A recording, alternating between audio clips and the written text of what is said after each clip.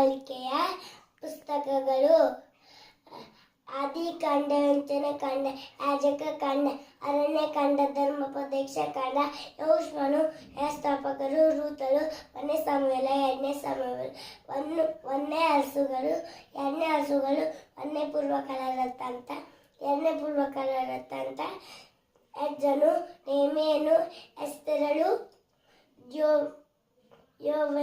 ಯೋಬನು, ಮೀಕನು, ಕೀರ್ತನೆಗಳು, ಜ್ಞಾನೋಕ್ತಿಗಳು, ಪ್ರಸಂಗಿ, ಪರಮಗೀತ, ಯೆಶಾಯನು, ಯೆರೆಮೀಯನು, ಪ್ರಲಾಪಗಳು,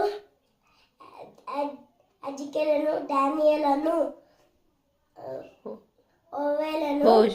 ಹೋಶೇಯನು, ಯೋವೇಲನು, ಆಮೋಸನು, ಓಬದ್ಯನು, ಯೋನನು, ಮೀಕನು, ನಹುಮನನು, ಹಬಕ್ಕೂಕನು, ಚೆಫಯನು, ಹಗ್ಗಾಯನು, ಜಕರೀಯನು, ಮಲಕಿಯನು. Thank you.